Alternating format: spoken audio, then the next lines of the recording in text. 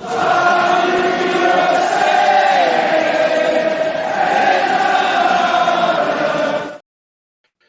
welcome back to the SwansCast podcast. Been a few weeks, apologies for that, but we're back. And Ben is here to join me today. So welcome back, Ben. Thanks for having me again. Should have had Lee as well, but unfortunately he's run into some car troubles and he's ended up a late night shopping for a new one. So bless him. Hopefully he gets his new car. Obviously he's been away with his wedding as well. So been all go the last few weeks. Apologies for my voice as well. It might be a little bit crackly, struggling a little bit with it. I had a bad throat, but partially the reason for our lack of podcasts lately. But yeah, we're back now. We've got a few games to discuss. We're not going to go into too much detail on all of them, but I think there's three we haven't talked about. The last podcast came after the South Wales derby. So West Brom away, which we lost 1-0. And then back-to-back victories, which, to be honest, I wasn't expecting. Don't know about yourself. Definitely didn't predict the wins in them. But Norwich and Coventry, Swans managed to get 2 wins. So how are we feeling at the moment then, Ben? No, it's funny. I feel like if we'd done a podcast on schedule straight after the West Brom game, there'd be a lot of negative vibes about, but all of a sudden we've got a sense of optimism around the club. As you mentioned about our predictions, as we'll see when we look at our official predictions Excel sheet in a bit, we haven't been on the money, but we don't exactly care, do we? We probably had every right not to expect back-to-back wins, like you say. But, not only have they been good results, but you'd have to say encouraging performances, not necessarily complete 90-minute performances, but against sides you'd expect to be in and around the playoff places, if not higher. And we've come out and we're in 7th place at the time of recording, going into a home match on the weekend, so every reason to be excited. Yeah, and obviously the loss against West Brom, they're currently sitting top of the league, so as much as that was perhaps a bit of a dud display, you can't argue 1-0 defeat away and not really laying a glove on them too much when looking at the league table based on how it's faring now. And I think when I did the preview for that one, there's quite a lot of excitement at West Brom about their chances this season. They've had something building there the last year, and they think it's clicked into place with a chance this year for it to really make a difference and perhaps see them over the line. And at the moment, it looks like that's paying dividends. They got some good players there. So fair play. They haven't lost a game, I think, have they, this season? So one of 3 teams, I believe, to still have a clean sheet in regards to no defeats. So always going to be a tough one. But I think as much as, I agree with you, there's definitely more of a positive feeling and atmosphere around the club. Obviously, I was quite critical of some things before, and I don't want to sound like that fickle person and there's a couple of W's on the board and all of that's forgotten. I think we'll discuss it in a bit more detail as we look at the games.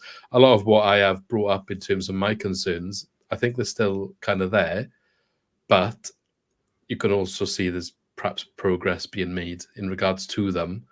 And that's all I was asking for, really. So it's still, good to kind of say these things need to be still consistently looked at and improved on.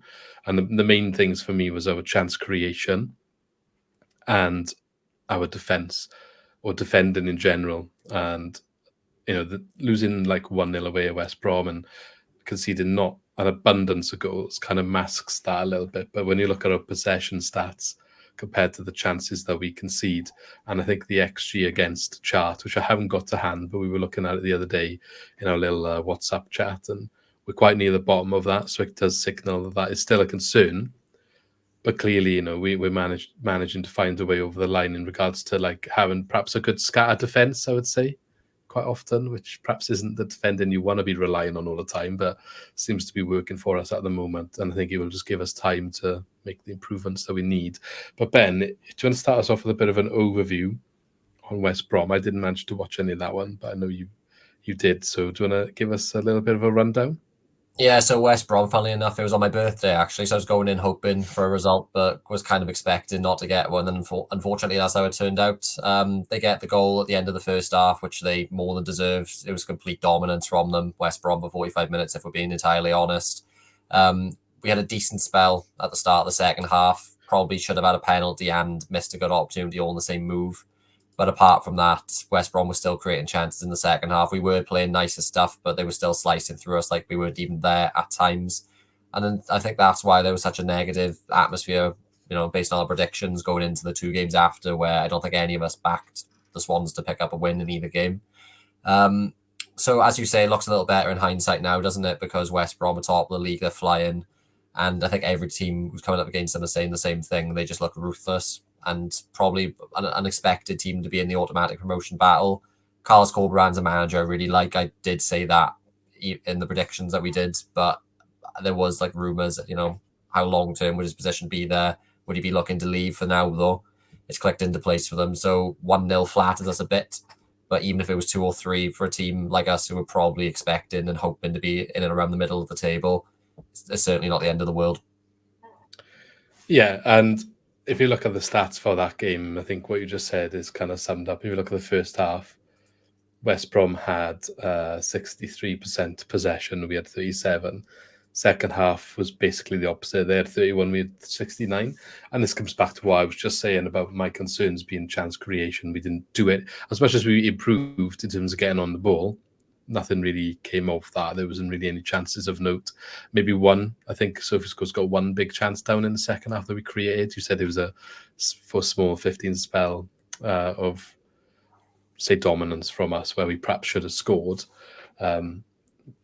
And that's fine. It'll take a bit of time. I think it is starting to come. The games after that perhaps showed there's more spells of chance creation. Still think it's something that needs to be worked on, and I'm sure Luke Williams is well aware of that as well. Us need to be more ruthless in general. But yeah, that's one of the highlights for me, still standing out. As much as you get all of this ball, you need to do more with it, essentially, is what I'm saying. It's all well and good saying come out second half and keep the ball, but if you're just going to keep it and do nothing, and West Brom have already won the game, haven't they? So yeah, exactly. And like you said, the attacking creation is something that we need to consistently improve on, because one thing I'll probably pick up on now and say is if you look at the goal we scored against Cardiff just before the West Brom game, huge element of fortune to it with the deflection. Go into the Norwich game, it's an own goal after a cross, still gone to a good area, I'm not saying, but it's not a typical goal you see and you can rely on to bear fruit week on week.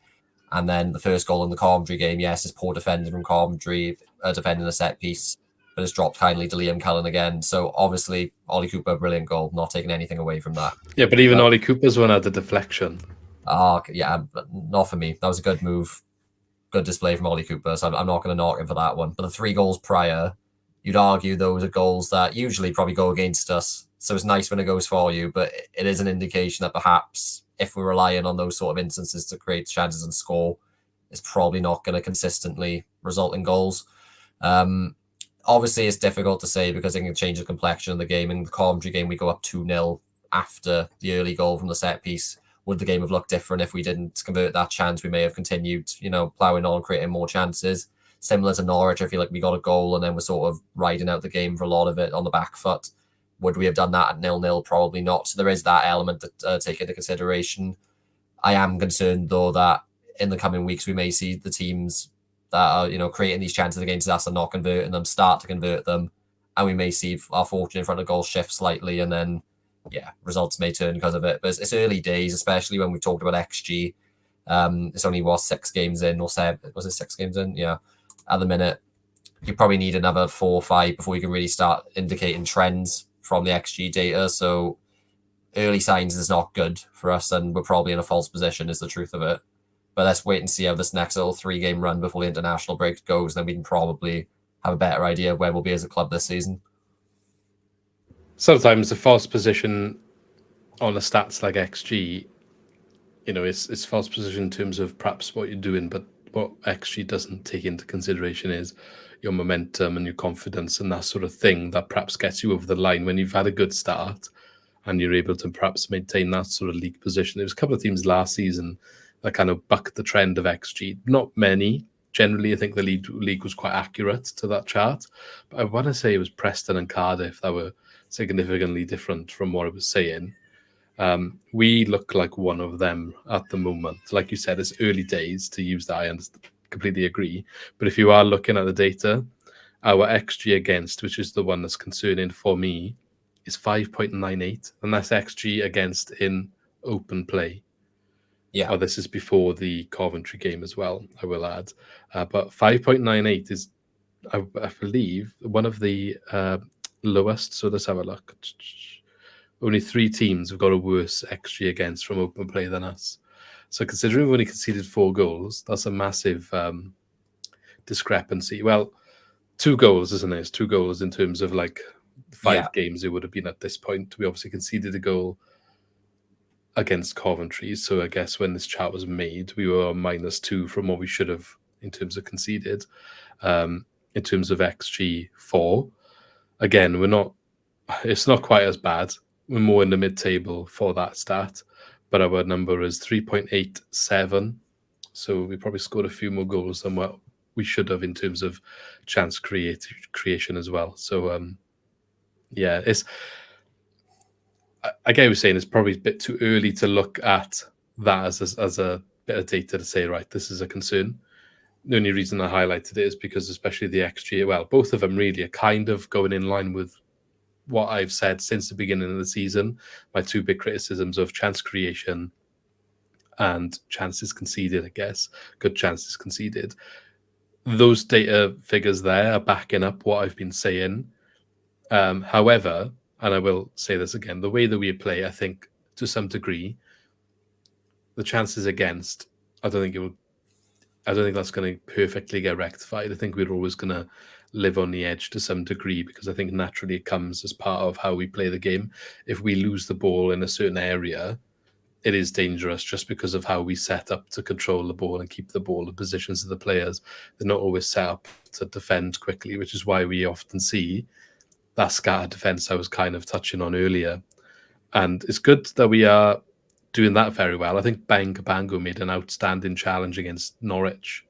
Last-ditch kind of tackle that probably should never have come off, if we're honest, but very good defending from him.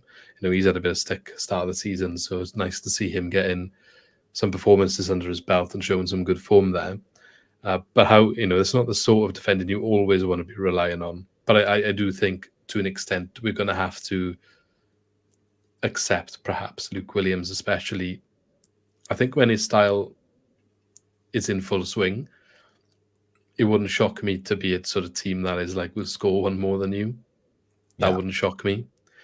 But that's where the other part of the concern comes in, where I don't have the faith in the we'll score 1 more than you bit before we kind of rely on that, if that makes sense. We're not still creating enough chances. Now, it's got better. I wasn't expecting the 2 wins, which we're going to go on to discuss now. You've already kind of touched on all the goals. They're not, I don't know, there's not an abundance of, oh yeah, that was a good team-worked goal or a lot of chances. You don't come away from these games thinking, oh, I could have scored 3 or 4 there. I just don't feel like we have that in us at the moment. And if we look at the Coventry game, I think the first half, we were definitely the dominant team until they got a goal back. As soon as they got a goal back, it was quite a long time till the final whistle, I think, in that game. It wasn't a bad performance at all. And you're going away to Coventry and you kind of like, you take it. There's no complaints from me. But what I'm saying is the drastic shift of momentum in that game from them getting that equaliser, which there was quite a large element of fortune on as well. I don't know. It just kind of put us all back into our shells. It was a different team all of a sudden. Yeah, so there's a few points to expand on what you were saying. So first of all, I agree with you. The way that Luke Williams set his side up, the numbers he commits forward, the high-risk nature of how we play out at the back, there are going to be weeks where we get slapped, and it's going to be against teams that maybe you wouldn't expect. This week now, we're going in with momentum. Bristol City could knock 2 past us early days because of the way we play. If they press as it happens, and it will happen this season equally, we may turn up and beat Leeds one week. I feel like we could be one of those teams this season. Secondly, what I just want to touch on quickly with the XG data, just something else to take into consideration. Yes, we have conceded fewer than we definitely should have. I accept that. Equally, I'd say there's 3 games in particular where we should have conceded more than we did, and they were Borough, West Brom, Norwich. And we lost 2 of those games anyway, both by 1-0. So if, say, Borough had beaten us 3-0, West Brom had beaten us 3-0, which maybe should have happened, we'd be in the same position in the table, bar goal difference. So there is that to take into consideration. I know we're being very picky and choosy there. But then moving on, I feel like we need to gain more confidence when we go ahead just to play the same way. And I know it's far easier said than done. The opposition team has no reason to sit back anymore. They change their game plan. We have to adapt to that sometimes. But I feel like, especially against these better teams now, Preston, fine, we went ahead and we continued playing the same way almost. Norwich and Coventry, brilliant wins. But you do feel like the second we got that lead, we felt a bit too comfortable. We opted then to sit back and try and see it out, which we did. Cardiff, we didn't the week before. and we probably should have lost that game towards the end if we're being honest. They were all over us. The worry is if we become a team that relies on going ahead, is it just going to backfire on us more often than it's not going forward? Because it's not a good trend to have. It's not a good habit to have in a team. No, I think we always do struggle to come back from behind as well. As soon as the team gets, it's always been a way of this style again of possession based. Since we've done that under any manager that's done the Swansea way, I think it's always been an Achilles heel. It's going behind because teams know they just kind of put a little bit more numbers behind the ball, sit back, catch us on the break. We struggle to break that sort of defence down by passing it around, and we always have. There's been the odd occasion that we have managed to do it, but I think it's one of them where you can only do it when you up the intensity and kind of really go at them with quick ball, and we kind of struggle to do that quite often, not often enough. And maybe we haven't got the players with the end product as well to be able to do it with a rigid defence. It's worth pointing out as well, even if you do have the players who are like world-class players, say take City Arsenal the other week, for example, you had Arsenal go down to 10 men just before half-time. It took City a full 45 minutes at home against 10-man Arsenal to even break them down. It was some, it's a bit of a fluky thing from a corner, truth be told. I realise Arsenal, they were the masters really of sitting in. But Guardiola's talked about it plenty, how difficult breaking down a low block is, no matter who you have. When you converge on the central space so many numbers, and you just don't let anyone get on the ball in the central areas and have any time and space, you just find yourself crossing, you find yourself shooting from range. There's so many bodies in the way. It does become almost impossible. So like you say, when we go behind, yes, it is in effect, our style of play doesn't lend itself too well to it, but it is going to be difficult for anyone. So when we encourage teams almost to look for an early goal and sit back, it can be an Achilles heel, like you say. So it's one of those ones you can't just not play possession football because people are going to sit deep. It is our identity at the end of the day. It's what we built this squad to do. But yeah, it's one of those ones you just got to accept it, unfortunately. I guess it's just where you had a plan B in there, but that's what I was saying about the players. We haven't perhaps got the players to accommodate that sort of thing. The only one is Vipotnik, but doesn't seem to want to put it on his head very often, very well. I think they did a lot better crossing the ball to that sort of position last season when they refused to put Nicola on than any time I've seen when Vipotnik's been on the ball, out on the pitch. But there we go. Anyway, let's have a talk about the actual wins. So Norwich, we got anything you want to specifically highlight? Well, Norwich again, I feel like both games that we're about to talk about, they echo each other almost. 45 minutes at the first half. It's not as if we battered them, but I came out saying, all right, first half, that's the best display we've seen so far this season. We suddenly had some zip about us on the ball. We were committing numbers in good areas. The fullbacks inverting, we were seeing it work to good effect. And yes, the goal was lucky, but without creating many clear-cut opportunities, we were getting into good areas and looking like we were making progress. Second half, I don't know how we didn't concede. You mentioned Ben Cabango made a last-ditch block from behind. What I would say is he got drawn out of position and almost caused that incident in the first place. So well done to him for recovering. I think his name was Borjas Sainz for Norwich. How he didn't score across that half, I have no idea. He had that incident with the last-ditch tackle with Cabango. Ronald, I did feel bad for him. He was shattered. He just went to hoof it back to the keeper, our keeper. Didn't realise Borjas Sainz was injured behind the guru out of sight. Then he just pops up and has a one-on-one because all of a sudden, he's not injured anymore. Again, don't know how he didn't score that opportunity. They did have plenty of chances and they probably will feel hard done by. It didn't end 1-1. And I'm not just saying that because I predicted it to be 1-1. So yeah, it's one of those ones I think Luke Williams said after the game. It's a game where it could have gone either way. It's nice when it does go your way. So I think he was humble in victory almost. He knew it was a crazy game. Lucky to get the 3 points in essence, but it came at a much needed time unexpectedly. So well done. Yeah. Norton obviously played left back in that one. Do you know if that was for a knock for Timon or just a case of rotation? Timon looked shattered in the game before towards the end, and we almost used him as an impact sub, which was, useful. It's always good to have that energy coming on. And what I'd say, I'll touch on other players who did well in a second, but Norton, wow, honestly phenomenal start to finish, just consistently had the better of his man on that side, comfortable in possession. He was even advancing forward, not to overlap, but just to assist the winger in possession and breaking down in the final third. And when the teams came out, to be honest, I kind of expected Norton would be a right back and Key would be at left back. And we'd see Key inverting in from left to right, higher up the pitch. But no, it was a complete opposite. And Norton, he wouldn't have known he were a left back. I know at this age, he's got all the experience in the world. If he had this level of experience and he was like 8 years younger, he'd be getting Premier League shouts, let's be honest. Well, I was going to say, he's a Premier League player, and he always have been. He's just older now. And I personally do think, while we were in the Premier League, he was a bit underappreciated and a bit scapegoated. And I think over time in the Championship, he's definitely been highlighted as one of our better players. And I think he is one of the best players in the team. He's just hampered by his age. That's the only reason he don't start week in, week out anymore. But I do think, player-wise, so I take age away from it. And I think he's one of the best players in the team, really. And you add the experience on, and that's invaluable. Yeah, but also I wouldn't say he's exactly injury prone. It's just he can't last the 90 minutes all the time, which is fine because I feel I think it's just age-related injuries, isn't it? It's not like he's just crocked all the time. It's just he's getting on and he pulls a muscle now, but that's age more than anything. Yeah. He's getting on a bit, to be fair. Was he 35? I think he's 36 now, is he, Norton? He's something around there, but that's what I mean. Like the injuries that he does pick up, they are always muscle based these days, and I think you can kind of understand that with the Championship schedule when we overuse him. That's why it happens. It's not like he's Liam Walsh, for example. Yeah, he's 35, 36 in November.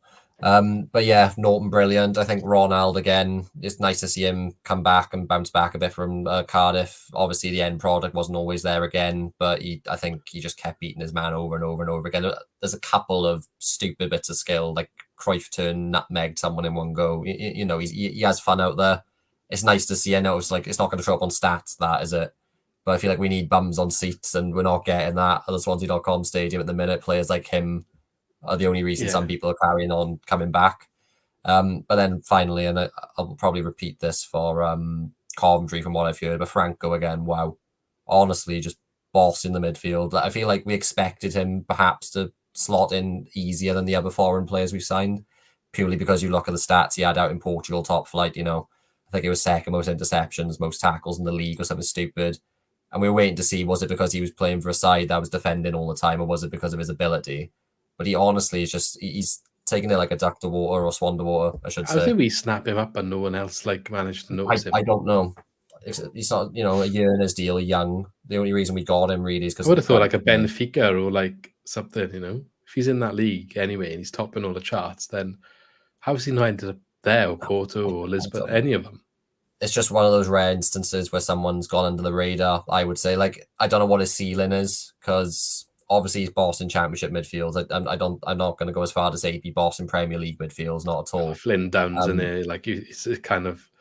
It's a big jump. Is he like that level of Flynn Downs, and then maybe can't make the step? You don't know, do you? Don't know. You don't know yet. But also, how lucky are we that we've got him on a 4-year deal? Like right now, you're looking at Bianchini, you're looking at Vipotnik, and you're saying it remains to be seen, because they could be like Joe Lasaro's, where we're just paying their wages and they're not doing anything. But then Ji-sung, I feel like he's having shaky moments, but you can see the ability, and you can see the small improvements game by game. Viguru, cheap, and he's come in and he's got a little mistake here and there, but he's doing solid enough and probably exceeded my expectations, to be honest. Right, he was in Championship Team of the Week this week. Yeah. And then Franco, I feel like I was saying Ronald would be the most likely one to leave next summer. It's already Franco for me now. Because he is like your typical, you'll have the 3 teams who come down from the Premier League and they're minted. If you want a midfielder, you'll have their, 20 odd £million rated midfielder who just like gets 10 goals, 10 assists. You need somebody to break up the play and allow him the ability to not defend him. You get someone like Franco for that, don't you? And you can see as well, I'm not being funny, this isn't just somebody who sits in front of the back 4 and breaks everything up and then leaves Matt Grimes to it. He's confident enough on the ball. One tactical change I've seen in the recent games, and it has had big effect. I think we mentioned there was an issue before. Grimes has always been able to drop into the back 3, or back between the back 2 centre-backs to make a back 3 in possession. He's been needing to do that just so we can progress the ball. And we've been saying we need someone like Grimes further up. But we've seen a couple of times now, Grimes and Franco changing around all the time. Grimes is stepping up into like Cam sometimes, rotating around. Franco is also doing the same. It's making it more difficult to track. And Ollie Cooper coming back into form as well. You got all three of the midfielders staggering on different lines, like in terms of vertical height up the pitch. Yeah. Makes it very difficult for a flat midfield 4-3 to pick them up. And having that versatility between the three of them, that's part of the reason why we're starting to see us move the ball quicker. Not to say we're moving it through the middle. We're still doing our thing of the strikers alienated. We're moving it out wide. But it does seem to have worked to good effect in the last couple of games. So it's hard to criticise, really. Yeah, it's work in progress still, for sure. But I do think Franco definitely deserves some praise. You mentioned Ollie Cooper. I want to come back to him in a second. Ronald, I think I love watching him play. It worries me that you're just never going to get the end product that he needs to be that next level. And I think that's what's massively holding him back. Goals and assists, just the final ball is just not always good enough. And he doesn't really score that many. I'm not trying to dig him out. I love having him on the pitch, and he's definitely an exciting player. But if there's one area that he can refine that's going to make us so much more dangerous, it is that final ball, isn't it? Like, he gets in so many good areas, and then that last bit is just lacking all too often. And on the other side, he's still getting used to the league, of course. But I think he's, they're quite similar in a way in terms of bums off seats and being a bit exciting. And then perhaps that final part is developing still, let's just say. I think Am had a good game against Norwich. So didn't he create the chance that resulted in the own goal? Yeah, and I do believe the Norwich fans were happy to see him get subbed off. Which said enough, yeah. I think what we've seen in recent games, the Cardiff game in particular, was he struggled with the physicality, and he's done interviews now, and he's mentioned how much rougher it is. Like, it's a lot of stuff we don't see as a fan. You obviously can't watch 22 players at once. He was just talking about all the little elbows and kicks and pushes and pulls that he was getting off the ball and just going completely unnoticed. And it's obviously something that in prior parts of his career he hasn't been used to. So it's how he's, dealing with that and how he's adapting to it. But what we saw in the Norwich game, like you say, when he had half a yard of space, he was holding onto the ball more. He was using his body well, turning into space. He's starting to become more intelligent of how to play against these players he's coming up against, who are more physical, possibly more quick than what he's used to. It's a higher standard of competition, so it should go without saying, these attributes, they're going to be improved on what he's used to. And again, it's the same with every player we've signed almost. They're all young, so they are all going to be improved. They're all coming in, potentially learning new languages as well. Seems to be forming a nice little partnership with Josh Key when he's on the same side as him as well. Obviously, because Josh Key speaks a bit of Korean, which is it's a random one, isn't it? But I didn't know that. Yeah, obviously useful. But yeah, I think more and more we're starting to see now Ji-sung on the left and Ronald on the right. That's probably the better way of doing it. Ronald seems he moved them back over. Like, Ronald started the season on left, didn't he? But he's changed it back. I'm fine with them switching as well. And the thing is, they're both quite two-footed, which is, it's really nice to see that we've got pace, agility, two-footedness in both of these wingers. But like you say, Ronald, the end product isn't always there at the minute. He is often doubled up on, but even when he does have space, the ball isn't there. So until he probably gets that end product, do you want him cutting in on his right from the left wing? Probably not. You just want him to burst down the right and cut it back because you're more likely to get something out of him then. But yeah, it's not just him we've got now. Bianchini, he hasn't played very much yet. I think he hasn't exactly done anything of note that I've noticed yet. But obviously, but not given plenty of time. Obviously, we've barely seen him. Janelli feels like a name we've forgotten about now. He was supposed to be coming back start of the season. I've heard it's not going well. Yeah, it doesn't seem like any indication that he's anywhere near back. Amar Gavea, haven't really heard anything there. He played in the was it tonight or was it last night? The Bristol City under 21s, was it? Yeah, he was in the squad. Right, there we are. I think he started. That's something. So maybe you'll see him a bit more soon. Yeah, and then another one, Sam Parker. I don't know what position he is in the system, I can't lie. We were playing the back five and he was wing back, so that made sense. Now, I don't see him as a full back. Well, he did start, I think, under Luke Williams right at the beginning. Was it Luke at Williams or wing back, Sheehan? or And he was playing. He did play on the right wing. He did play on the right wing on one of them. I can't remember who it was. He was away somewhere. I don't know if he scored or got an assist. No, he didn't score. He should have had an assist though. It's the one with Balassi he missed. I think it was against West Brom or Leeds. He was in the run up to him getting injured. He was playing on the right wing. Yeah, I can't remember who it was against.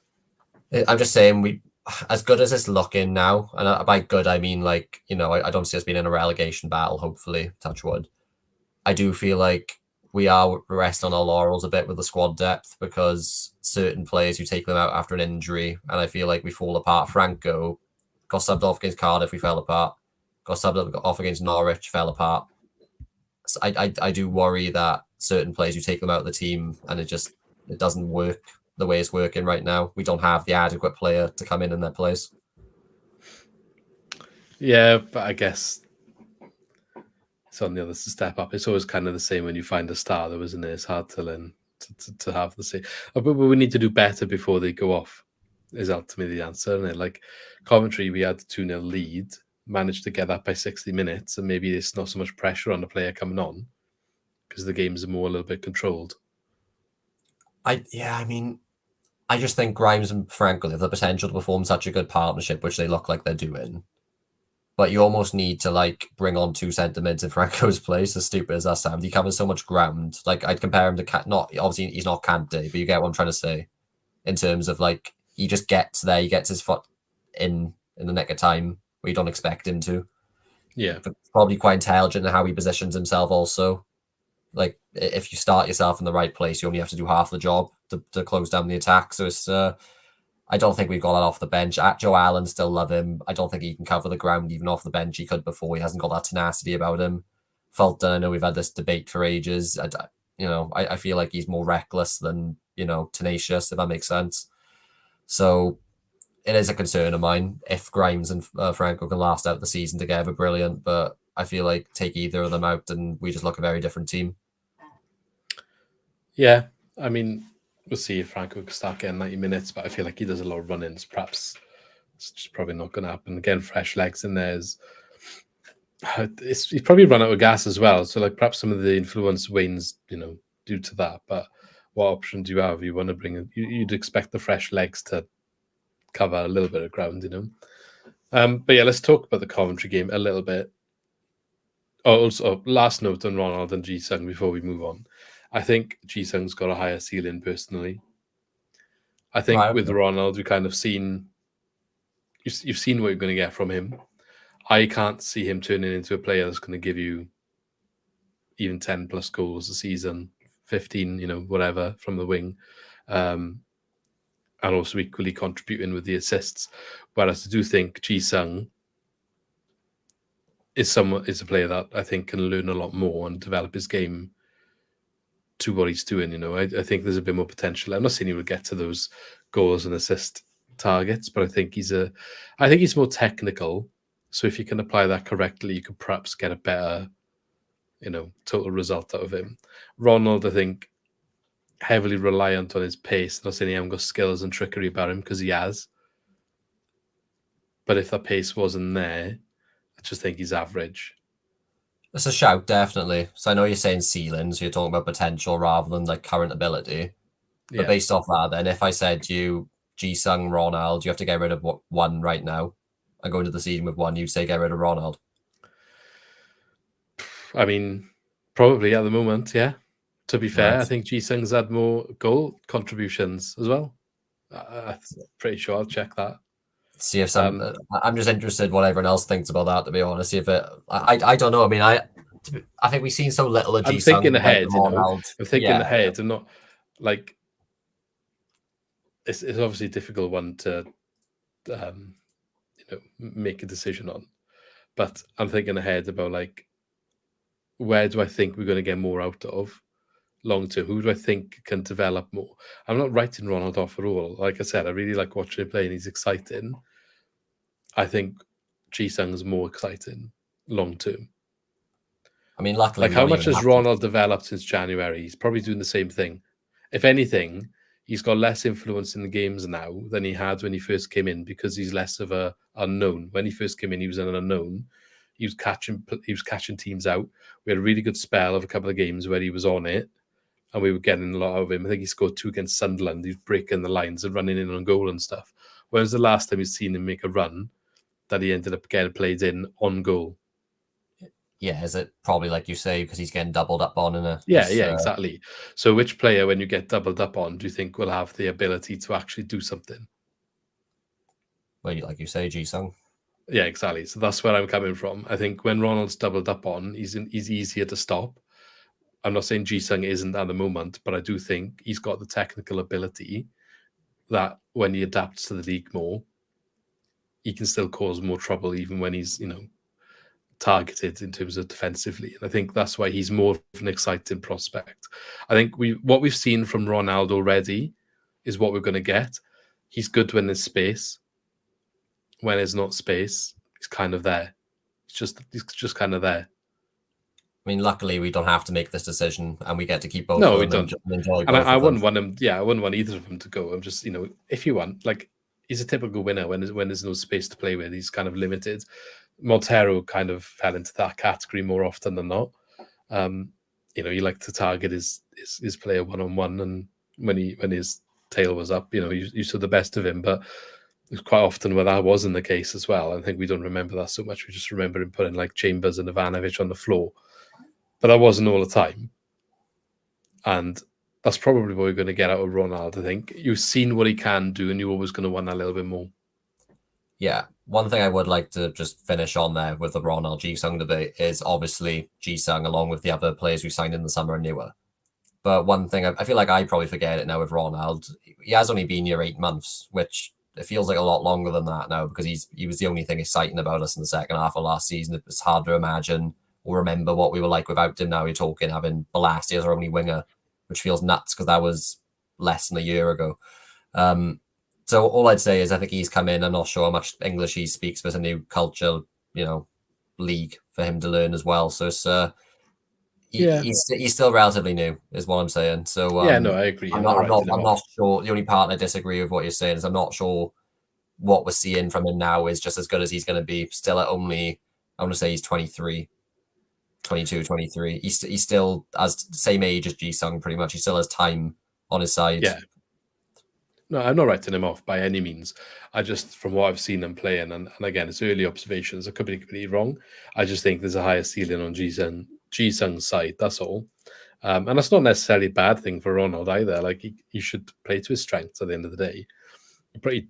For me, he just needs to work on his end product, and that's for me more crossing anyway than shooting. I'd rather him be better at making a better decision for the final ball, stuff like that. Not keeping on to the ball at that little bit extra time. That means the opportunity's gone. All those decision-making things, and I'm sure he will get there. They both, by the way, had 2 goal and assist contributions each. Ji-sung's not included in the stats. I'm including his assist for the own goal. Yeah, which is fair. Yeah. As we're talking about crosses, most of which aren't going anywhere of note, is it worth talking about our striker problem? Because I do think it's a problem, even though Liam Cullen, 3 goals, well done to him. I'm happy that he's playing regularly and doing well. It's him and Vipotnik against the world right now. Vipotnik doesn't look like he's going to be, firing on all cylinders anytime soon, I guess, is my point. So Liam Cullen, 3 goals, one of them being in the League Cup. It's tidy finish from him. He's a poacher, and he's always been a poacher. His goal against Coventry was a poacher's goal. His goal against Cardiff was a poacher's goal. Yeah. And that's what you're getting from him. And that's what we've always got from him. And that's what he's always excelled in. And that's why he did so well when he was playing alongside Joel Perreault. That's probably his best stint in the team when he wasn't just on his own. And we saw the best out of him because he could kind of play off someone else, which allowed Joel Perreault to get space and get the best out of him, and also allowed Liam Cullen to get these moments where he just got to the ball first and ended up scoring because of that.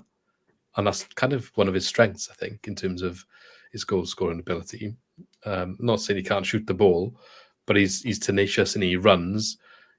He causes issues. He kind of gives the defence no time, and he gets good opportunities and and get some goals as a result of it. And I think that's a good trait to have, but I think it complements you playing with someone else. So leading the line is tricky in you. Obviously, we had them goals we just discussed, but we've also discussed earlier in this video about our lack of chance creation. And maybe that is part of the problem, is not getting the striker into the games. Now, whether that's the system or the individual, I don't really know, because it's a problem when either plays. Cullen's probably done a bit better, but are either the solution? I don't know. Like, does it fit what Luke Williams is trying to do? It's difficult, isn't it? I'd just like to say, with the striker, is it the system or the individual? I think it's 100% the system. And I also think my evidence for this is we had Jerry Yates last season. We had Jamal Lowe at times played up front. We had Cullen also. We had Mikola Kuharevic, who I know barely played. And obviously now we've had Popotnik this season. It doesn't matter who you put up front. It's the same problem over and over again. And it is by clear choice of our tactical setup and the way we're trying to create patterns of play that we're overloading the wings and then looking to play into the final third when we get there. We're not ever actually trying to include the striker, and that's on purpose. And that's something that I've, publicly disagreed with, I think, a couple of times now. It's harder to make that disagreement more recently because it's worked in good effect in the last couple of weeks, the way we've been playing. But quite often, it's just very frustrating to watch how little we play through the middle when we've got Grimes and Franco there. How little we try and bring Popotnik and Cullen into play when we know that, okay, they're not exceptional at up play, but they're not bad at it. I think there's 2 times we've seen Popotnik get the ball near him. He actually, it's like a magnet sticks to him almost, so he can cushion it down.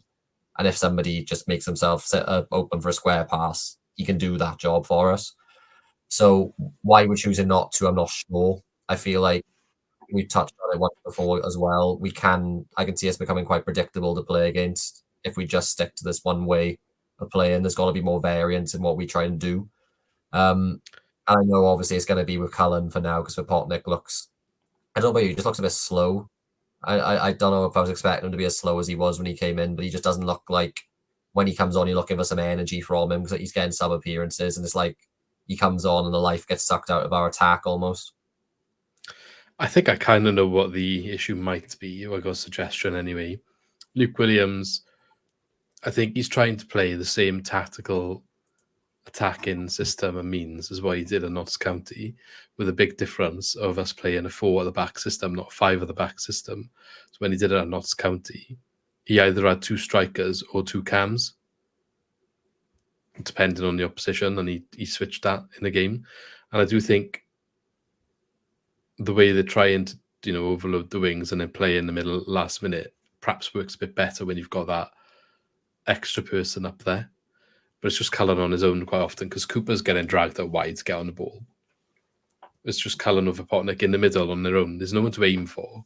So, we're criticising all this final ball stuff, but you're aiming for one player all the time. Who isn't the target man? Yeah, it wasn't the target man, not the tallest. Quite often it's low cutbacks, which, they got to be you haven't got anyone on the edge of the box, though. Yeah, exactly. Because Ollie Cooper's got dragged wide. You got one of the fullbacks often up supporting the winger on the ball side. Cooper dragged wide, like you say, so you got no one at the D. You got to centre mids deeper, partly because as well, I think they know Cabango's vulnerable if he's left alone with Darling in the transition. So quite often you see Grimes covering at left back if Timon presses on. We may see Franco helping out Key. So yeah, you're left with a situation where you've got like probably 3 of our players either on the left wing or right wing trying to work the ball into an area to cross. And again, like you say, you're aiming for Cullen, who's probably, being covered by a centre back. You got no third man run. You got no one ready for a cut back to the number 10 position. That's where it breaks down for me. And that's where we've been fortunate in recent weeks. We're getting like lucky ricochets, balls but dropping in our favour. And it has led to us winning games. Yeah, own goals, It's until I start seeing like that lead to chances where our wingers are cutting in completely 3 acres of space. Because that's got to be the aim in my eyes as well. If you're dragging 3 players out wide, for me, the only reason to do that is either to cross the ball into a good area, which we're not doing, or it's to get Ji-sung or Ronald, or maybe even Ollie Cooper, is kind of what we saw with the Coventry goal, to be honest, cutting into that space on the edge of the box, just in the corner of the box. And from there, you can create dangerous opportunities like Cooper did against Coventry. It's just, can we start seeing that consistently now? Because I can't help but feel like Cooper did Ronald well. did it against Wickham as well, didn't he? But that's Wickham. No Wickham, sorry, the other one. Gillingham, wasn't it? Yeah, Gillingham, sorry. And that was straight from a corner from memory, wasn't it? It was like a short corner, and he just picked the ball up, ran it into the box, and scored. That's the sort of area I want to work the ball into from open play. I'm not saying, but yeah, it's. I feel like part of the reason we're not seeing what I've just described transpire a lot as well, though, is the speed of our play. Like when we're in those positions where we've got, Cooper, Timon, Ji-sung on one flank, for example, ideally you have them in that position after we've worked the ball from right to left quickly. So you're catching the opposition team trying to shift over and cover. And when when they're shifting over the cover, they don't have every man picked up. One of them can maybe get spare. But one thing we probably don't do enough, we have so much of the ball, we work it slowly up the pitch. So the team we're playing is sat in their defensive shape, deep, organised, before we even get there. And that's how you end up with balls going into the penalty spot, back post, and just getting headed clear with ease. Yeah. I don't know. This is why I keep referring to our chance creation thing being still a little bit of a bugbear of mine. Like, it still sits at the back of my mind as a bit of a concern, as much as the results are still going good. And look, I hope they keep progressing. I hope confidence comes and some of these things start sorting themselves out. But ultimately, it is still a concern. But then I just wonder, what did he do at Notts County? How was he getting this Lafferty to score all these goals? And why is that not coming here? What do you say, sorry? Long staff. Yeah. Long staff. It's been a long week. You know what I mean? The Notts County striker that he had, Longstaff, who's now not doing that great at Millwall. Well, he got alienated by the manager in the press conference within 2 weeks. They signed him. Everyone was excited about him. And then I think 2 weeks later, was it Neil Harris just said in an interview, we need to sign another 2 number 9s. Everyone was just like, he's just scored like a goal a game for the last 2 seasons. Why are you already writing him off? So, Langstaff, yeah. I don't know why I said Lafferty. That name was just in my head. I got it wrong as well then. It's Langstaff, not Longstaff. Yeah, Langstaff. He's not our player, okay? No, and he could have been probably, but maybe Luke Williams knew something we didn't. Like maybe he knew the jump would be too much for him because he opted for Popotnik instead. I think that's clear. On paper, it's a cheaper sign than Popotnik, but I have no doubt there would have been what's the word I'm looking for? Signing on fee. I'm trying to say. A 22-year-old international free agent that he's going to have other offers, and he must have been a signing on fee in there. His heat map's a little bit better than Popotnik's, but he's only played 6 times, started 1 of the games, average of 30 minutes, and scored a goal. It's probably hard to judge his performance from that sort of information. Yeah, why is he not starting? Who's starting instead of him for Millwall? I mean, it was 2 leagues up in it. I'm not saying it was necessarily going to translate into the same sort of results. What I'm just mean the game plan, whatever he was doing to get that player scoring all them goals, but every single striker that he seems to have touched at Swansea either struggles or like Cullen's the one that's done the best, yeah? Jamal Lowe had a decent time towards the end of the season off the bench. But probably his best chance on the wing, I would say, yeah. Yeah. I guess the other thing you have to take into account, particularly with Notts County's, I think it was for a last full season with Luke Williams, so when they were in National League and they went up with Wrexham, they were a side that was far too good for that division. Like the players they had, they done well to build that squad. I'm not saying Luke Williams did well to get them up, but it's kind of the equivalent of not far off, like we've had season where Ben Brereton, Diaz or Mitrovic or Perot, well, they've, scored 20 or 30 odd goals. It's because they were in teams that suited them perfectly and they had the quality to do it. So it's, Jerry Yates was the weird one for me because I kind of expected that to work when Luke Williams came in and he got worse, which was concerning. So yeah, but then maybe now we're seeing what's going on this season. Maybe it wasn't Yates's fault.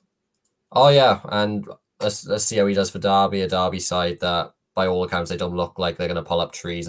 Results-wise, they've started okay, more than okay actually. I think they could be 10th in the league at the moment. Okay, just below us.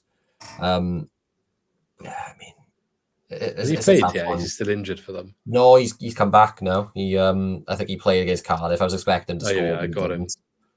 4 matches, 4 starts, hadn't scored yet. Oh, well. To be fair, his XG is only 0.36 from 4 matches where he started them all. It's not great. It's not a good Big team chances to play missed, for. 1. Shots per game, 0.8. Yeah, it's not a good team he's playing for. It's the truth of it. They're a side. Yeah, are they getting that many chances, I guess? Yeah, they're a side that you'd expect to be, in the relegation zone or not far off by the end of the year. So wish him all the best, but it's a tough one. I do think, though, like you say, he was performing better under Michael Duff, funnily enough. So it is that I feel like if I was a striker, I probably wouldn't want to sign for the Swans. Not at the minute. Yeah, I don't know what sort of mould of striker we need, really. An all-rounder, complete forward. Perot. Yeah, but Sorry to be that guy. but would he do it under Luke Williams? It's different from Martin. Martin was playing him up top with someone else.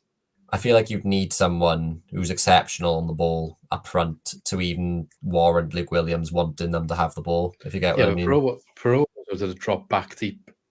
I mean, what could work if Perot was here is Perot plays where Ollie Cooper is. Yeah, there is that. And obviously, he'd have that versatility about them. But the other thing at the same time, we did discuss Ollie Cooper, but I think he's about time started to actually come back into some significant form, considering what he's shown for the last year and a half. And I'm quite happy to see that, to be honest. Chuffed, and it came out of nowhere, to be honest. Honestly, I feel like a Wales call-up is the best thing that could have happened to him. Was about to say, please don't have a go at me, Swans fans, but I think we all need to be thanking Craig Bellamy right now. I didn't see it come in, but like he was getting on the pitch ahead of Colwell, which I was surprised at. I'll be honest. And I feel like that's because he was playing and Colwell wasn't, and obviously that's a whole different debate. I know Cardiff fans and EFL pundits, they're clueless, not clueless, they're flabbergasted, I should say, as to why Colwell isn't playing. But obviously it's gone in Cooper's favour. I don't think he had an exceptional game when he did play for Wales. But to have that confidence being called up for your country, starting a game in a team that won, mind you, that's obviously done him a world of good. And I think Cardiff, it was an encouraging sign because he may not have had a lot of quality in that game, but he fought hard, ran hard. You saw the willingness was there. And he's come back off the back of the international break, and he's had quality performances now. Like, these are real good steps he's taking. Like you say, we're starting to see him become the Ollie Cooper he was under Russell Martin again now, I would say. And because last season, there was so many times you pick the ball up and just get pushed off or lose it so easily. But yeah, I've seen a lot more successful runs with the ball this season. And you could tell he's a confidence player. I think it helps almost that, we had the debate at the start of the season who's going to be at number 10. I was, gunning for Abdullah. Yes, Starmer, mate. Come on, keep up. But no, I was gunning for Abdullah to play there. I know Pat Harris has come in, but he'll be off the bench. But he played false 9 or something when he came on against Coventry, didn't he? I don't really know. I couldn't work it out, to be honest. If he was playing him as a striker or false 9 or what was going on. Do you have any idea? No, and to be honest, I haven't watched the 90 minutes back for Coventry yet, but I feel like that lends in well to the striker problem we have, because we've seen Cooper played there when Cullen's come off and Vipotnik hasn't been trusted, so that is Vipotnik didn't get brought on in that game. So that's not a good sign for him, really. We were all quite excited about that signing as well. No, and it may still come off, but right now it doesn't seem to be clicking like it should. But the point I was leading to is the fact that Cooper is becoming so relied on. You have a single swim in that instance, don't you? But he is, at the moment, swimming, and hopefully that continues. All I'd say is it is clear he's a confidence player. So at least now we know there probably will be a drop-off at some point if his confidence gets knocked. But I now have the faith in him that it will come back around and be good again if it does happen. Because I was concerned. I was banging on to people a lot how good he was under Russell Martin, but how many games was that for? I can't even remember now. It felt like about half a season, maybe. It was up until the World Cup, wasn't it? Because that's when it kind of fell apart for him when he didn't go. Well, he went, but didn't really go. Yeah, so he went as it's almost come full circle. It's almost come full circle in a way, because I feel like everyone was having a go at Rob Page at the time. How aren't you taking Ollie Cooper? Which I think that was a correct statement to make. Yeah, but it was when you had like Johnny Williams there. Yeah, no, I agree. I agree he should have gone. But what I'm saying is, because of maybe the Wales thing hurt his confidence a bit. He felt pressure coming back in to prove Rob Page wrong, and it didn't happen. Bellamy's given him a lifeline just to say, right, come on then, and he's come back to the Swans and he's got a new lease of life. It's maybe Wales is that important for him, is what I'm saying. Yeah, it could be. I do think he maybe had like some stuff, at home. Like I think sure he had the child in that period we're talking about as well. So you never know how much that sort of thing affects you as well. To be fair, not something that really gets thought about or discussed with football players, because I think quite often we just expect them to get on with it because they get paid so much money, but they're still humans at the end of the day. So you just don't know how much outside influences had an impact. But fair play, he's stepping back up now, and I'm glad to see it, because we've been calling for it for a while, predicting it for a while. I think I said at the beginning of last season, the Michael Duff, he's the one who's going to take it by the scruff of the neck. Duff's going to play with a 10. We've been calling out to play for a 10 for so long, but Martin wouldn't do it. And it just didn't happen. So it's nice to see him getting back into a position where he's starting games regularly again and being important in the team. We discussed the goals we scored against Coventry. Let's discuss the one that we conceded. And we praised the player a lot, right, for being good since he's come in. But if I'm going to say there's a fault to be had for this goal, which, to be fair, right, you can't argue with it too much, because it was a bit of a freak deflection that ended up putting it in the back of the net. Goalkeeper probably also could have done a bit better, to be fair. But if we're going to blame a little bit in terms of why the shot even was allowed to happen, probably was on Franco. But I'm being quite pedantic, which I'll hold my hands up. But, you got to highlight. I'm sure when they went back to the dressing room or whatever, the training after this match, and they look at the video footage, this is the sort of stuff they probably would highlight. But I just think all of the midfield, and obviously comes on his side of the midfield, everyone's dropped too far back into the box because of the attack that's come in. So when it's cleared away the first time, there's too much of a big gap to be made between the oncoming midfielder who manages to get the shot away and Franco as our midfielder going to charge the ball down. He's coming from inside our box to run at the player who's quite a little bit outside the box, who takes the shot on ultimately. And, it's perhaps a little bit of a harsh criticism, but if we're going to be knocking around outside the playoffs currently, and that's an ambition they want to share for the rest of the season, that is the sort of thing they should look at really in terms of improving. And the main reason for it is because we've literally just gone 2-0 up, really taking control of the game against Coventry away from home.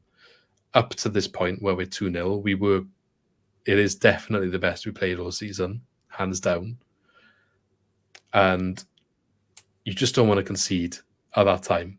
You've just gone 2-0 up. Let any potential attack after that fizzle out and take back control, because I feel like at that point, you're definitely in control of the game. You're more dominant. You want to go in half-time 2-0 up. It's a bigger challenge for the opposition. They're under pressure. They got their fans booing them. They're at home. The manager's starting to get a little bit under pressure. They've just come off the back of a League Cup heartbreak against Tottenham midweek, where they probably should have got over the line but didn't. But they gave him a lifeline, I think. And there's that little thing, probably good intentions to get back and mark the crosses coming in, or I don't really know the reasons. He's not marking anyone, essentially. He's just kind of in the box ready for any rebound. But because of the way it gets cleared, there's a massive gap for him to make up, and that allows the shot. Now, the shot is a massive deflection and a big slice of luck, but you've got to not allow the shot. That's the ultimate goal, isn't it, of any of them? They want to stop the shot coming in. So if you're going to blame anyone, it's on Franco. But like I said, it's a bit of a harsh one.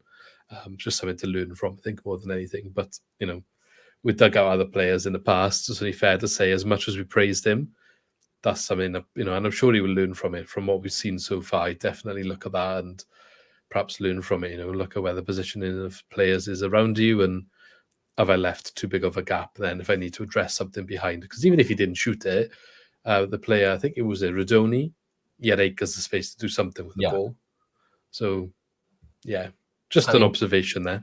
Yeah, it's frustrating. Obviously, like you say, it's made worse by the fact we went 2-0 up without the deflection, which, unfortunate from Ronald. I don't think Ronald did anything particularly wrong. It's not like as if It's a he's, natural thing, innit? You just yeah, jump in to kind of like get something on the ball, and he just gets the wrong something on the ball. it's the sort of thing. I'm pretty sure, obviously, there's no goal. The ball was going wide off the shot. So Franco wouldn't even be being pulled on this probably Yeah, unless the exactly. ball ended up in the back of the net. It's one of those things, though, the way we play, obviously, I think the centre mids end up in, Yeah, trouble a well, lot. the fact that Ronald is in a position where the ball hits him from the shot shows how deep the team had got Yeah. from whatever this attack was. It's essentially attack from the restart, yeah, because that's how quick the goal was after we scored. Yeah. And it's one of those So things like 32 minutes we scored, and they scored 34. Now, obviously, in terms of the football clock, you got to remember that we celebrated within that 2 minutes as well. yeah.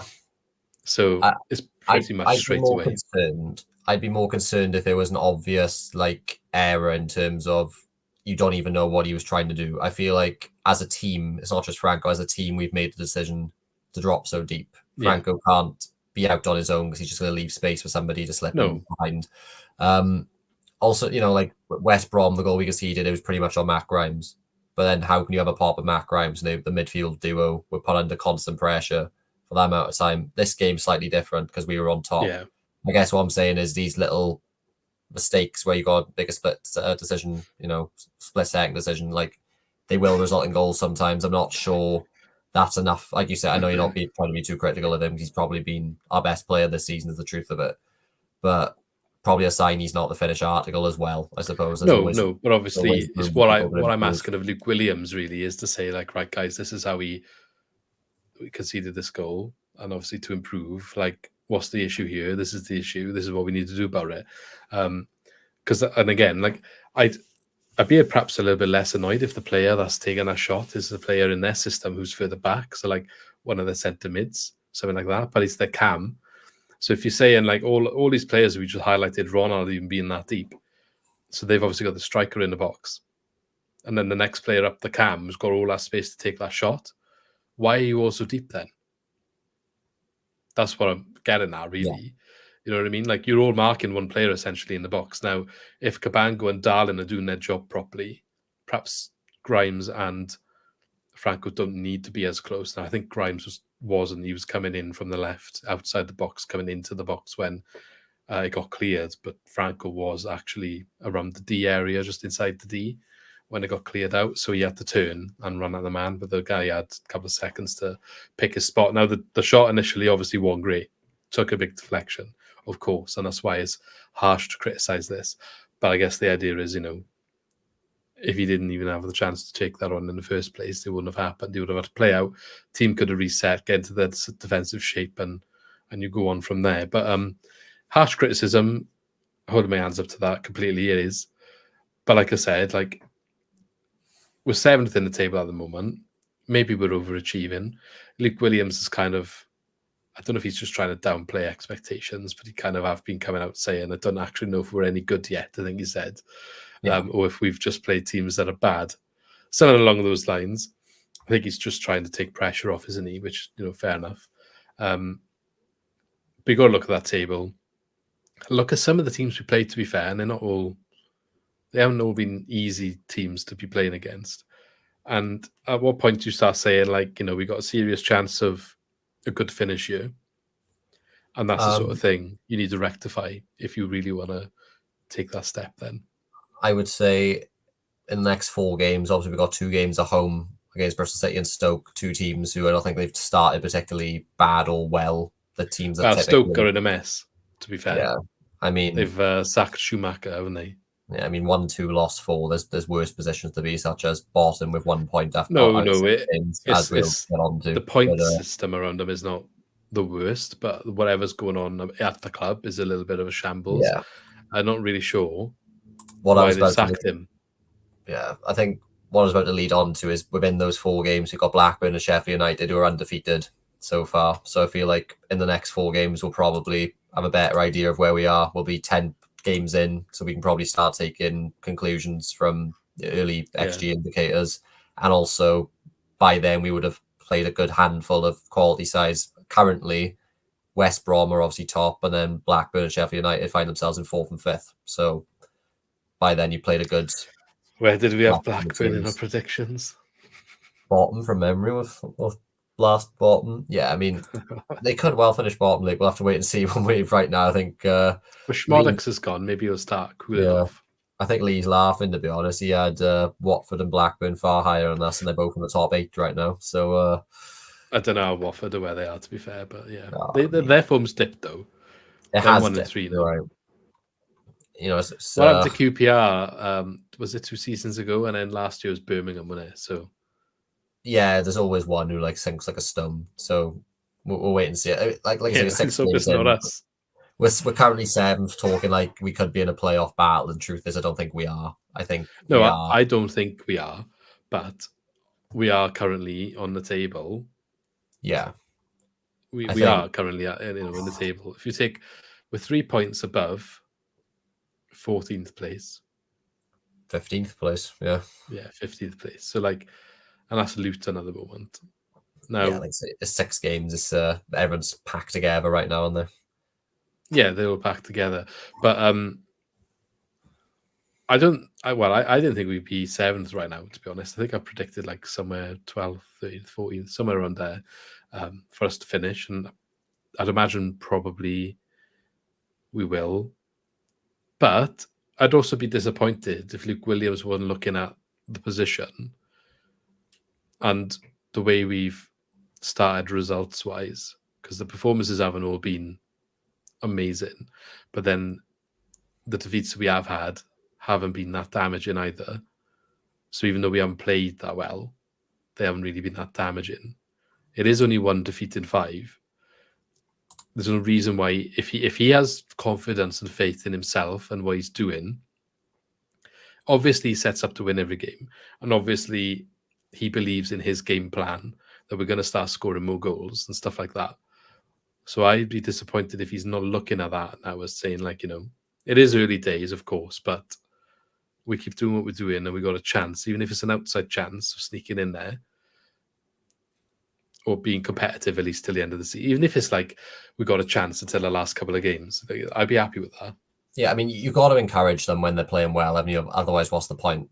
If you can, I understand publicly coming out and like playing down expectations, because you don't, what you don't want is a false sense of, oh, we're going to be in a top 6 battle or a year, because then he almost becomes a victim of his own success when inevitably the form corrects itself, which I think it will. Yeah, I don't necessarily want him to come out and say all these things, but what I'm saying is like, I'm never going to know the answer to this, but I would be disappointed if in the training ground, they don't look at that and be like, we're doing all right. Like we've got a lot to work on.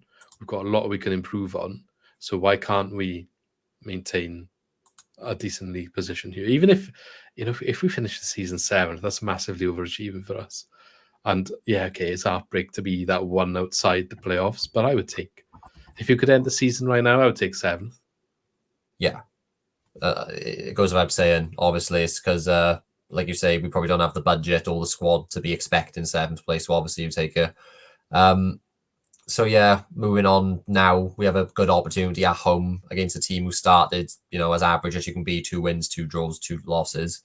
Against a Bristol City side that they won their last game. Before that, they had back-to-back 3-0 losses. So one of them being against Blackburn, one being against Derby. So like they are a vulnerable side.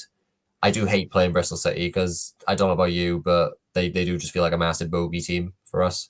They have lately, haven't they? I have a lot of memories of losing games. They're always rubbish games against Bristol City.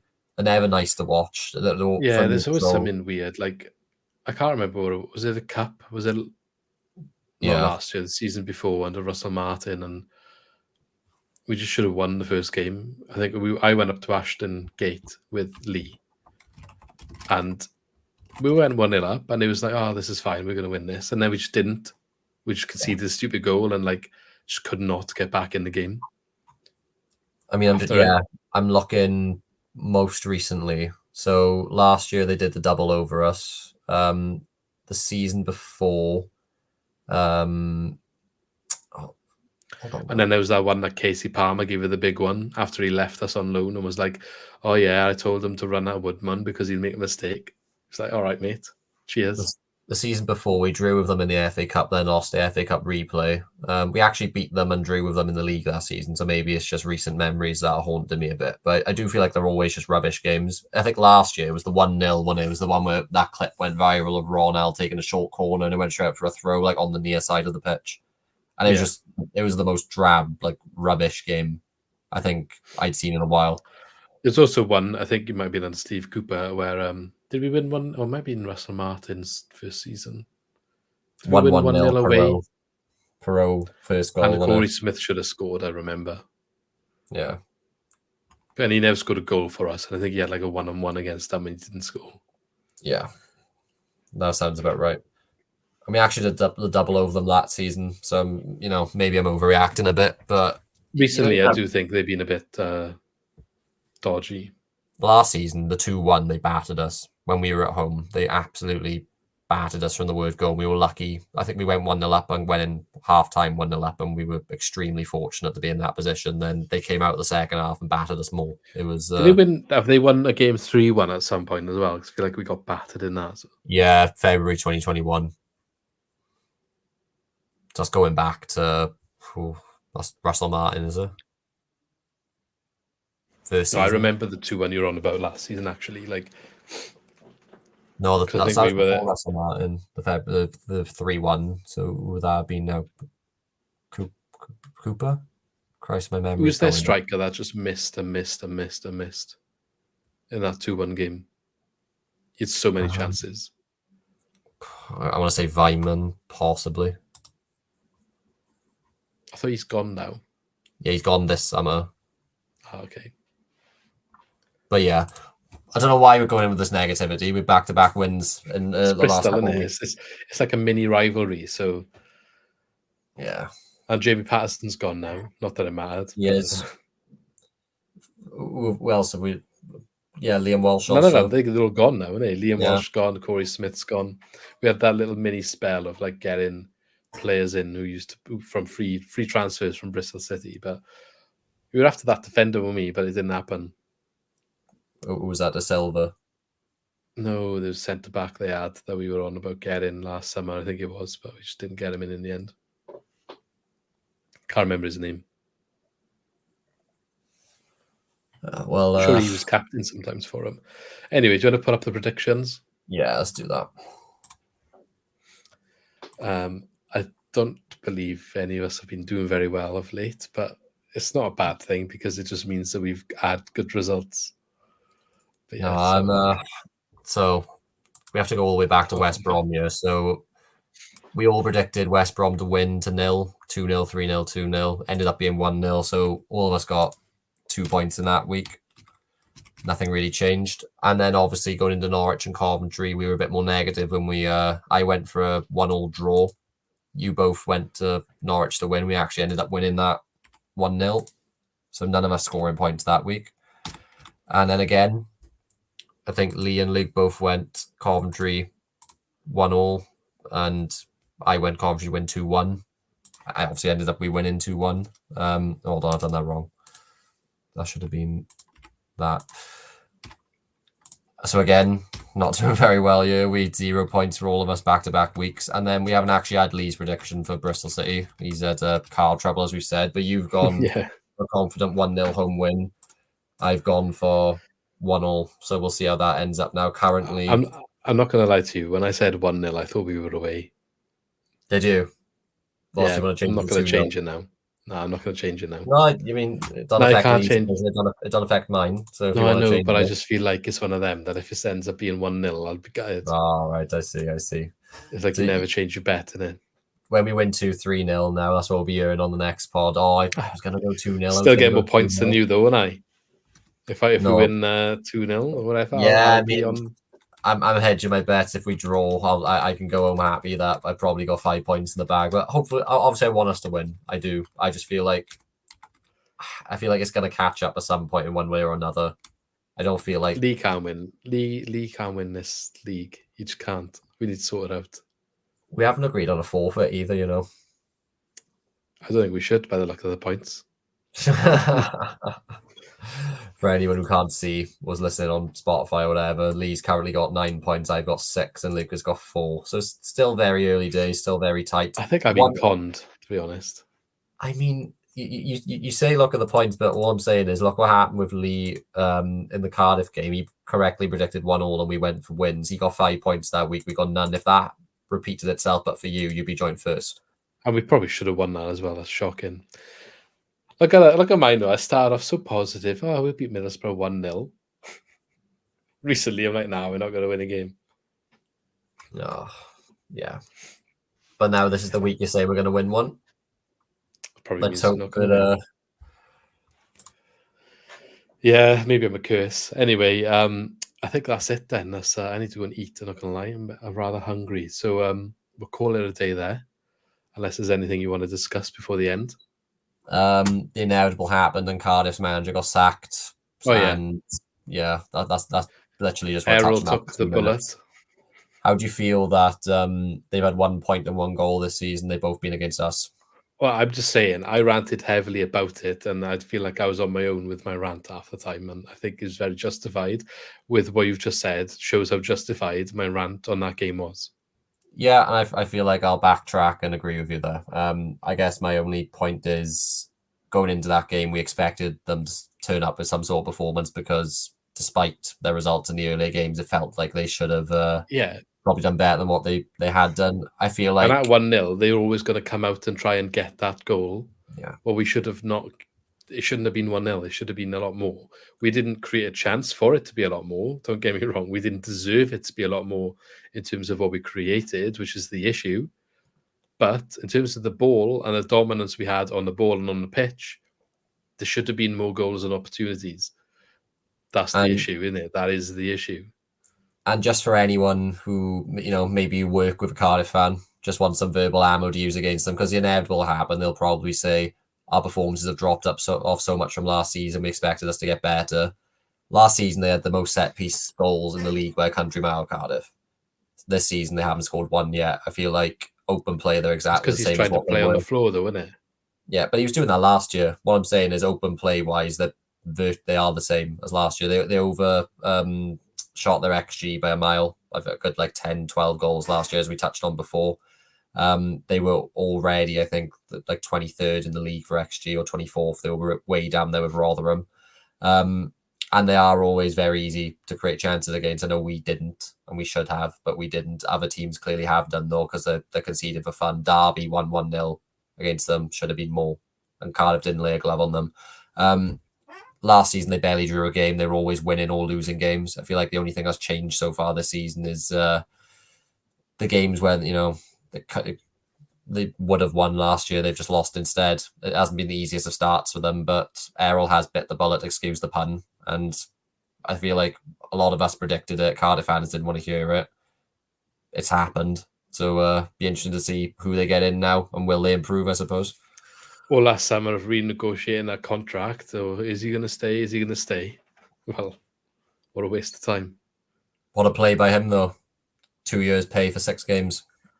If I was listening to a bit of the radio the other day about on Radio Wales, and the general opinion seems to be it's not really his fault, and it's more the club. They're a mess of a club. Because it's just the same cycle all the time. The way they recruit, the manager they bring in, the agent-led transfer decisions, so they end up with players that they don't even necessarily want. I feel like every manager they've had, they've never bought into the youth. They've got a decent enough youth setup. They probably have some decent gems in their squad, and they don't utilize them well enough. And one thing I will say is I feel like Errol Bullet did try and make a shift in the way they play football, which was needed. But I feel like for a manager to come in and do that, they need a coherent plan with the people above them who are running the club, and the people at the club are running a circus rather than a football club right now, to be honest. I feel like everyone knows that. Apparently Tan wants too much control. So he's like, he just wants the control all the time. And I think that's where a lot of issues happen in football clubs, isn't there? When a non-football person wants all the control of the decision-making or the power, or to not be undermined, all of these things. And that's why the summer saga of him and the managerial contract was such a drawn-out affair, because he wanted to show he had the control. but that's perhaps not giving everyone the confidence, and like it's just a mess, as you said. I think. I know it's easy to say I would be biased, and my counter argument would be just take away the bias. Go ask any neutral. They'll say any neutral who's actually knows a little bit about that club. They'll say the same thing. They will. But I think most Cardiff fans say the same thing at this point. To be fair, from what I've experienced. But then it's reactionary, isn't it? Because go back 8 weeks ago and they were saying they were going to finish top half and challenge for the playoffs. So I had one of them. I had one of them in work that was saying that. I've moved to a same work, different place, essentially. But there's another one, and he hasn't been. He's been very much more cautious. I think at the start of the season he was a bit more. He was optimistic, but not like overly. But quite. He's been quite into touch with reality ever since the season kicked off and the results. Even the game against us, like. I think he knows like we should have buried them, but ultimately we didn't create the chances, and it was a game of two poor teams, which it was really, to be honest, at the time. 1 was probably a fair result. He said they could have won it at the end, probably should have won it at the end, and that's probably fair. And then I would argue like we should have won it in the first half, and that's probably fair. Yeah. Just in terms of the balance of the game, that's why a draw is fair as well, isn't it? So. Like I feel like they're just one of those clubs. You see a few of them. Like every club has people who have their head in the clouds of like what they expect. But there was a poll on a Twitter account. I think his name's Scott Johnson. I think he used to be Wales Online. So he's actually I follow him and he talks quite a lot of sense. He just put a poll prediction. Cardiff fans, where do you see yourself finishing the league? I clicked it. I wanted to see what it was. I think more people had them finishing between 3rd and 6th than had them getting relegated. And it's like. They don't have a top 6 squad. They like even last season they finished 12th or whatever. They shouldn't have been 12th.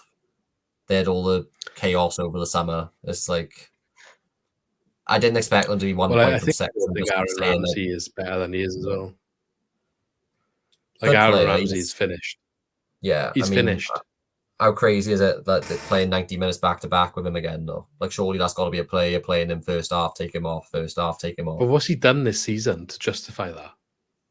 Not a lot. He's living on reputation, isn't he? Yeah, but at what point do you drop him? It's not even as if he's come back into the squad and he's scoring worldies, or they're winning games. None of that is happening. No, you probably drop him a month ago and play Colwell's the truth of it. They had a game against Southampton where they actually played all their youth and they lost, but they enjoyed themselves. They scored 3 goals, didn't they? Yeah, and that was the day we lost to Wickham. I was looking at it like Christ.